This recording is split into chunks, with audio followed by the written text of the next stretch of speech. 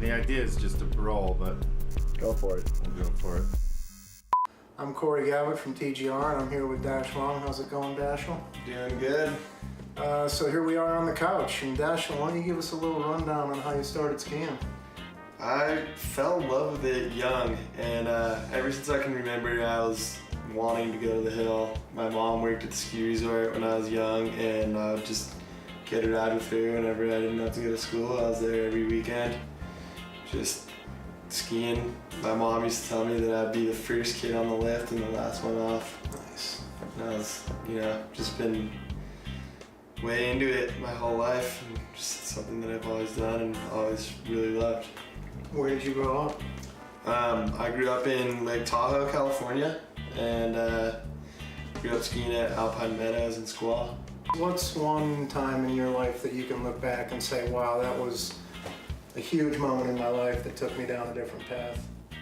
I would say, there's been a lot of moments, but really early on in my ski career, my snowboard friend and I decided to go to Super Park because both Transworld and Powder were having a Super Park together for snowboarders and skiers at Mammoth that year.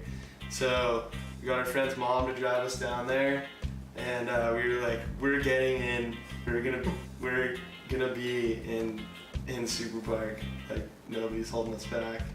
And I knew a couple people down there. I was already sponsored by Line, so a bunch of the Line guys were down there. So I got in, and then my friend somehow got in, and he got sponsored by Oakley and Sims that day that he got in because he was just killing it so hard in the pipe, and we were little kids, so they were like pumped on it.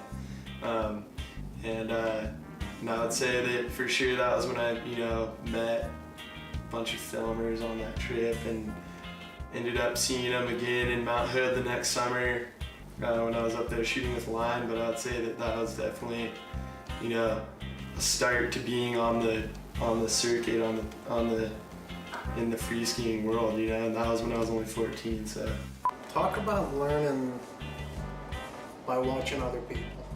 Well, I saw Skogan do his Skodio 5 in the movies, and I'd seen him do it around Squaw in the park, and I was like, I know I can do that. So I tried it on the trampoline early season, right before it started snowing. I was like, oh yeah, I'm in. And I tried it like first storm in a little wind lip, and I stuck it pretty well, and I was like, it's game on. And that was without twin tips? Yeah, without twin tips. I had mogul skis on. Nice. I know you loved skiing POW when you were a kid, and you loved jumping and doing park scene, but tell me about how you fused it.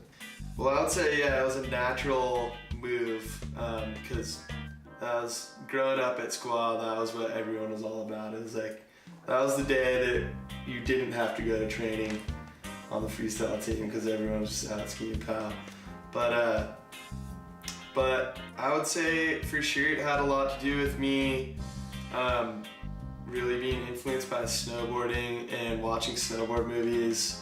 And I noticed that skiing at the time, there was either big mountain guys that were shredding POW, or there was people skiing in the park.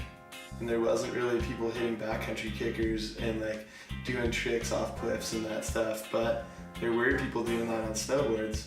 I was like, that is the shit. That is what I want to do.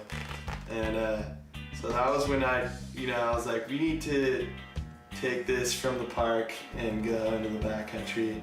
And that was the natural evolution of the sport anyways, because that's where other people obviously wanted to go to, like people like Pollard and Skogan and CR and Tanner, and the list goes on, but those were the people that I was around at the time. And slowly but surely got out of the park and into the backcountry.